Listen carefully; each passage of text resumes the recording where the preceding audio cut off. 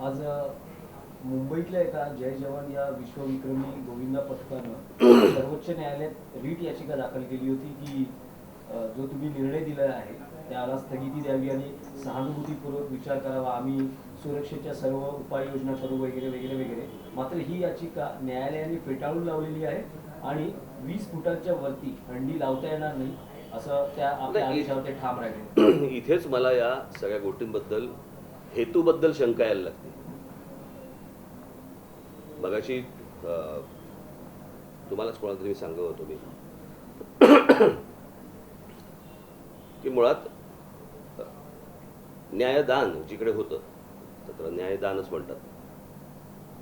ज्या कोर्टामध्ये ही गोष्ट होते तिथे जर एक व्यक्ती जर समजा कोर्टात एखादी याचिका घेऊन गेली कोणाच्या तरी विरोधात, कुठच्या तरी गोष्टीच्या विरोधात, कशा प्रकारे तुम्ही हंडी फोडता, सुरक्षेच्या उपाययोजना तुमच्याकडे कोणकोणत्या असतात, काय काय आजपर्यंत तुम्ही केलेलं आहे हे विचारायला पण नको.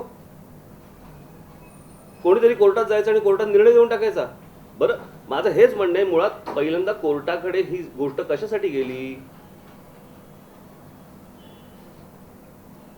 सरकारने जरी आचारसंहिता आखून दिली असती तरी या सगळ्या गोष्टी झाल्या असत्या. कोर्टाचा संबंध काय या गोष्टींशी? दहीहंडीच्या विषयामध्ये सुप्रीम कोर्टापर्यंत प्रकरण जातं. मी तुम्हाला साधी गोष्ट सांगतो, दहीहंडीच्या विषयामध्ये इतक्या फटाकन तुमचे काहीतरी निर्णय येऊन जातात. मला असं वाटतं 2013ला मार्चमध्ये आम्ही टोलच्या विरोधात केस केलेली आहे हायकोर्टामध्ये. अजून तारीख लागत नाहीये. टोलच्या विषयामध्ये सगळ्या गोष्टी त्यांच्या समोर ठेवल्यानंतर देखील अजूनपर्यंत जर समजा हायकोर्ट तारीख देत नाहीये आणि दहीहंडीच्या विषयामध्ये फटकन तुम्ही निर्णय देऊन टाकता, काय काय ती हास्यास्पद ती त्या पोलीस खात्याकडनं या सरकारकडनंच एक नोटीस बजावली. नोटिशीत काय लिहिलं त्या नोटीसमध्ये? तर म्हणे मिरवणूक काढताना तुम्ही शस्त्र आहे ना कुठे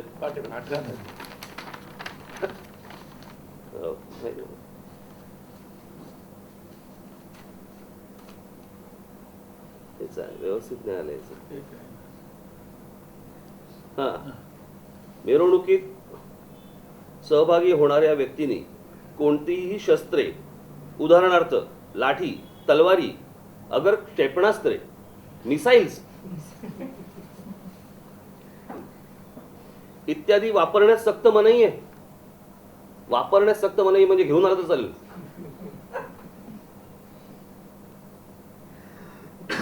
आणि क्षेपणास्त्रे, मिसाईल वापरतं कोणी मिरवणुकीमध्ये? मग 20 फुटाची कशाला पाहिजे? मिसाईलनेच फोडू. सूचना काही करताना पण त्यांना काही तारतम्य आहे की नाही या गोष्टींचं? मिसाईल वापरतात. पोलिसांच्या नोटिसीत असं येतं मिसाईल. कुठच्या देशात राहतोय आपण? आणि माझं म्हणूनच म्हणते की ह्या सगळ्या गोष्टींचा या कोर्टाचा काही संबंध नाहीये.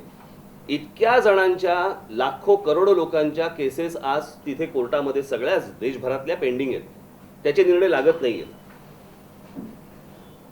त्यांच्या तारखावर तारखा लागतायत. लोक नुसती आपले ते जोडे झिजवतायत त्या कोर्टांच्या पायऱ्यांवर. त्याचे निर्णय लागत नाहीत. ह्याचे फडाक्क लागतात. ही गोष्ट त्यांनी सरकारवरती सोपवायला पाहिजे होती आणि सरकारने ह्या गोष्टींचा काय नियम बियम सगळे आखून द्यायला पाहिजे होते या गोष्टींचे. सरकार जिथे, कारण ज्या प्रकारे हायकोर्टाचे ऑर्डर्स होते, सरकारने भूमिका घेतली नाही. सरकार सुप्रीम कोर्टात गेली, क्लॅरिटी द्या आम्हाला की आम्ही काय करायचं. अरे पण क्लॅरिटी द्यायला सरकार आहे ना. एक मिनिट, हे कसं आहे माहिती आहे ना, हे सरकारचं पळपुटे धोरण आहे. त्यांना निर्णय घ्यायचे नाहीत या विषयांमध्ये. प्रत्येक गोष्ट कशी कोर्टात जाते तुमची? आणि या गोष्टींबद्दलचे मी जे काही लोक आले होते, जी मंडळ आली होती, एक गोष्ट निश्चित त्या दिवशीच्या माझ्या पत्रकार परिषदेत मी सांगितली की त्याला जी एक सूज आली होती ना या संपूर्ण सणाला, ती सगळी व्यासपीठं उभी करणं, ते नटनट्या नाचवणं, ती गाणी लागणं, ते लाऊडस्पीकर, ते सगळे पैशाचा सगळं ते थेअर, सगळं हे निश्चितच बंद झालं पाहिजे. याच्यामध्ये दुमत असण्याचं कारणच नाही. काही कारणच नाही. विषय आहे दहीहंडीचा. तो सण सणासारखा साजरा झाला पाहिजे आणि त्याच्यासाठी म्हणून सुरक्षेची जी काय काळजी घ्यायला पाहिजे ते त्या गोष्टींचे नियम आखून द्यायला पाहिजे होते तुम्ही. विस्फोटावरनं माणूस खाली पडून पण त्याला जखमी होऊ शकतो, हातपाय तुटू शकतात. आपण कित्येकदा म्हणजे कसं होतं ना या सगळ्या याच्यामध्ये, आज रोजच्या रोज देशामध्ये, मुंबईमध्ये खास करून महाराष्ट्रामध्ये रेल्वेचे किती अपघात होतात तो रोजच्या रोज. त्याचा काही आकडा हजारात आहे.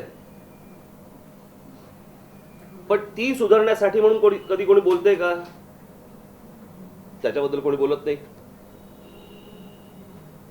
मग हे सगळे सण बंद करायचं षडयंत्र आहे का? कोणाला आवडेल? कोणी जखमी झालेला, कोणाचा हातपाय तुटलेला कोणाला आवडेल? पण त्या सगळ्या गोष्टी करत असताना त्या उत्साहाला तुम्ही जर एक आचारसंहिता आखून पहिल्यांदाच दिली असती चाललं असतं. आता हे 8 थराचे मला एक साधी गोष्ट सांगा. आज माझ्यावरती हे सगळे वर्तमानपत्र वगैरे काय काय डोकं फिरल्यासारखे जे काय लिहितात ना, अग्रलेख, लेख, बीक वगैरे, ती स्पेनची लोक आले होते ना रे. 9 थर आखले होते. त्याच्यानंतर माझ्या मते हे जय जवान त्यांनी 9 थर त्यांनी केले. गिनीज बुकात नाव गेलं. पहिल्या पानावरती स्तुती कोणी केली होती रे? ह्याच सगळ्या वर्तमानपत्रांनी, ह्याच तुमच्या सगळ्या चॅनलनी केली होती ना. मग आज काय झालं? गिनीज बुकामध्ये नाव गेल्यावरती तुम्ही स्तुती म्हणून त्यांचे फोटो टाकणार, त्यांची स्तुती करणार, आणि आज फक्त राज ठाकरे या विषयात बोलला म्हणून सगळ्यांनी आजूबाजूने सगळ्यांनी विरोध करायचा.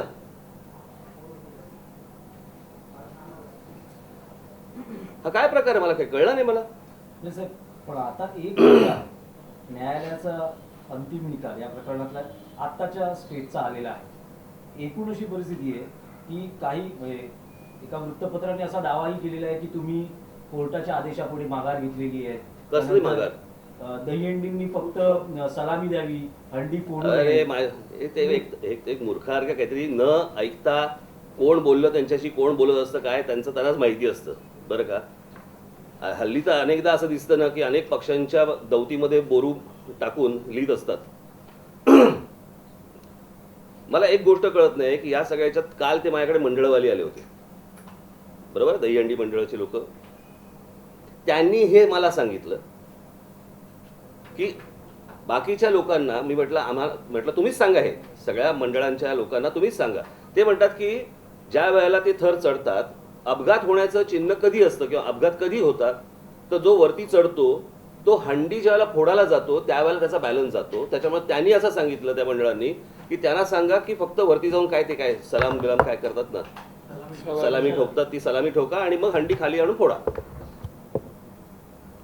तर म्हटलं मग तुम्ही मंडळांना सांगा. ही त्यांची सूचना होती, माझी नाही सूचना आहे.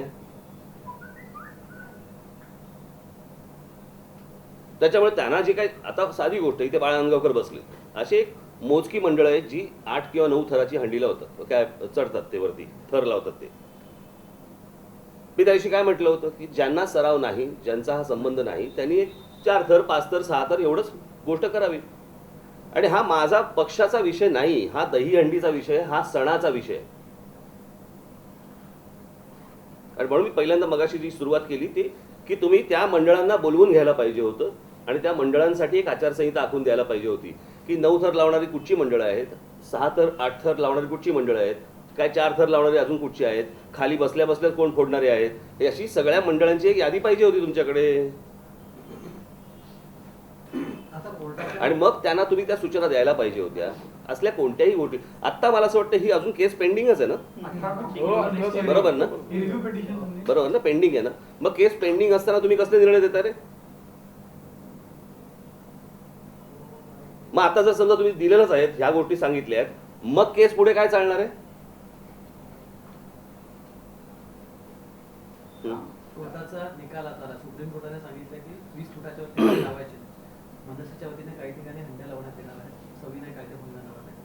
आज होम सेक्रेटरी पण म्हणाले की जे जे कायदा तोडतील त्यांच्यावरती कारवाई केली जाईल. करा.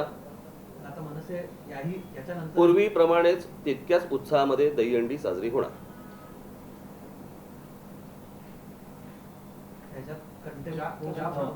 ते पहिलं म्हणजे पहिल्यांदा कोर्टाने याच्यामध्ये यायलाच नव्हतं पाहिजे.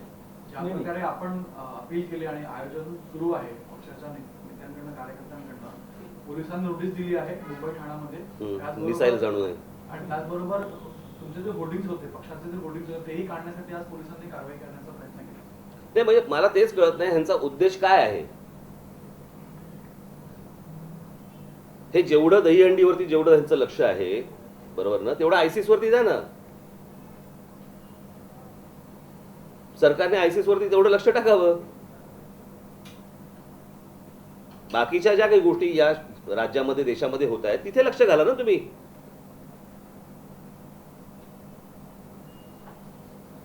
मग कुठच्या गोष्टींना तुम्ही बंधनं आणणार मला जरा सांगा. फटाक्यांनी काही भाजलं जातं, उद्या फटाके बंद. गणपती मिरवणुकीला आपण दरवेळेला वाचतो दुसऱ्या दिवशी की कुठेतरी कुठच्यातरी ठिकाणी बुडून 2 जण गेले, 4 जण गेले, 3 जण गेले, वाचतोच ना दुसऱ्या दिवशी, हो की नाही. मग काय करायचं, मिरवणुका बंद करायच्या. एक एक गोष्टी तुमच्या सणांवरती हे आणतायत. काळजी घेतली पाहिजे याच्याबद्दल वाद नाही, काळजी घेतलीच पाहिजे.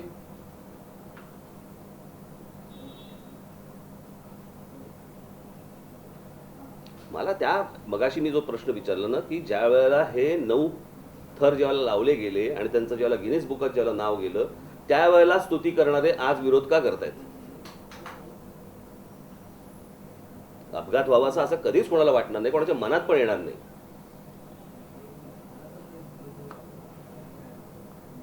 तुमचा मूळ विषय असा आहे की असं कोर्टाने सांगितलंय, तुम्ही तुमची भूमिका काय आहे. दहीहंडी पहिल्यासारखीच साजरी होणार. कंटेम्प्ट ऑफ कोर्टची कारवाई होऊ शकते तुमच्यावर आणि मंडळांवरती. तुम्ही अपील केले, तुम्हाला ते भेटले आणि अपील मी केलंय.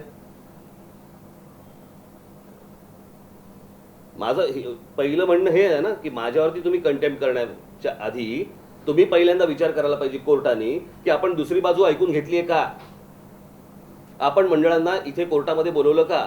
काही लोक म्हणतात स्वतःहून का नाही गेला. स्वतःहून कशाला जायचंय. तुमच्याकडे जर एक बाजू आली आहे तर दुसरी बाजू ऐकायला तुम्ही बोलवून घेतलं पाहिजेत. अहो साधं घरामध्ये होतं नाही का. 2 भाऊ असतील, बहीण भाऊ असतील, एकाने समजा आई वडिलांकडे काही बोलला किंवा हा असा करतो तर आई वडील त्या दुसऱ्या भावाला किंवा बहिणीला बोलून घेतात ना. साधं घरातली गोष्ट असते ना आपल्या, तशी आपल्या घरातली गोष्ट आहे. एका व्यक्तीला जर समजा एखादी गोष्ट नाही पटली आणि ती जर समजा कोर्टात गेली तर कोर्टाने दुसऱ्या मंडळा ज्यांच्याबद्दल आहे त्यांना बोलून घ्यायला विचारायला पाहिजे होतं.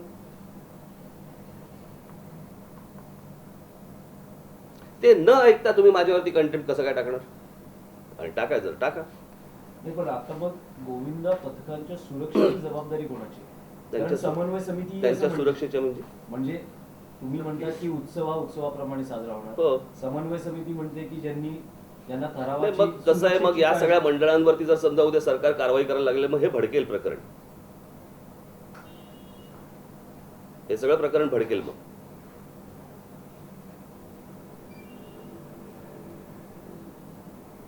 आम्ही जर डोकं शांत ठेवायचं असेल तर मला असं वाटतं समोरच्याने पण डोकं शांत ठेवलं पाहिजे.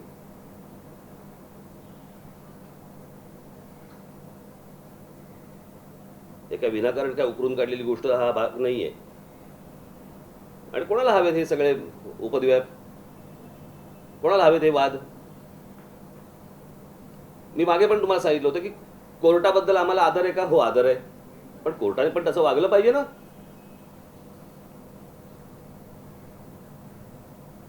या गोष्टींमध्ये कोर्टाने पडताच कामा नये मुळात. आणि ही गोष्ट त्यांनी खरं तर लोकांसमोर मांडायला पाहिजे. कोर्टाने सांगायला पाहिजे की सरकारला तुम्हाला निर्णय घेता येत नाही, तुम्ही आमच्यावरती टाकू नका, तुम्ही निर्णय घ्या या गोष्टींचा. लोकांनी निवडून दिलं ना तुम्हाला. उत्सव सण लोकांचा आहे ना, जनतेचा आहे ना, मग तुम्ही निर्णय घ्या. तुम्ही उत्सवाच्या आयोजकांना आवाहन केलं की उत्सवाप्रमाणेच साजरा करावा म्हणून.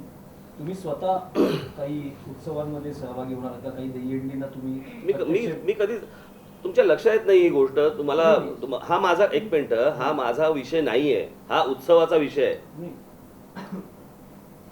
हा विषय उत्सवाचा आहे. मी कधीच कुठच्याच वर्षी जात नाही. कधी ह्याच्या आधी कधी मी गेलो नाही. मी कधी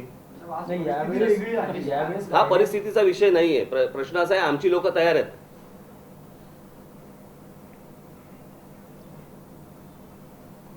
त्या गोष्टी काय करायच्या आणि काय नाही करायच्या ते आमचं आम्ही बघून घेऊ. कायदा सुव्यवस्था बिघडू शकते. सरकारने बघावं. नाही बोल, उद्या बोल. हां. सर हायकोर्टामध्ये ज्या सुरक्षेच्या गाईडलाईन्स आहेत त्याच्याबद्दल आज हिअरिंग होती. ही हिअरिंग देखील पुढे ढकलण्यात आलेली आहे. वयाची मर्यादा त्याच पद्धतीने सुरक्षेसंदर्भात जी मंडळं जी आहेत खास करून किंवा आयोजक आहेत त्यांनी हेल्मेट त्याच पद्धतीने इतर मी त्या दिवशी त्या मंडळांना हेच सांगितलं, म्हटलं ज्या ठिकाणी ती व्यासपीठं उभारली असतील किंवा तुम्हाला दिसेल की बाबा कुठे लाऊडस्पीकर लावलेले आहेत, कुठे गाणी चालू आहेत, तिथे म्हटलं तुम्ही बहिष्कार टाकला पाहिजे. तुम्ही जाताच कामा नाही तिकडे.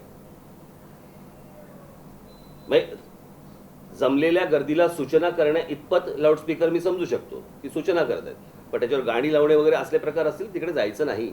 सर पण कोर्टानं राज्य सरकारची तितकी जबाबदारी आहे. राज्य सरकारनं कमिटी नेमावी नेमली पाहिजे. ती अजूनही नेमली जात नाही. म्हणूनच ना राज्य सरकारला कुठचा हात लावायचा नाही त्या गोष्टीला. ते पाहुण्याच्या वाहणीने विंचू मारण्यासारखा प्रकार आहे ते.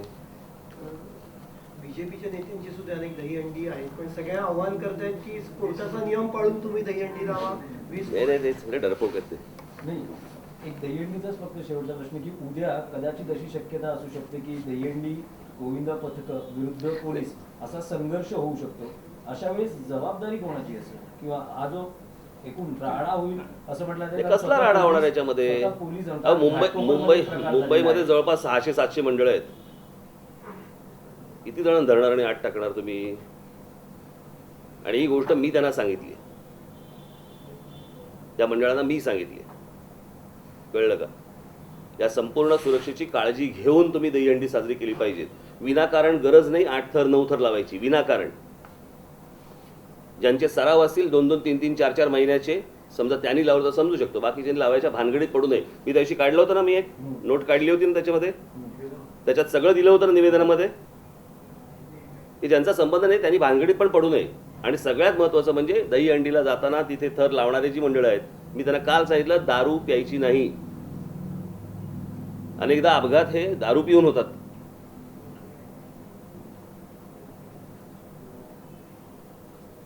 ज्या ज्या गोष्टींची काळजी घ्यायची त्या गोष्टी सगळ्या सांगितल्या गेलेल्या आहेत.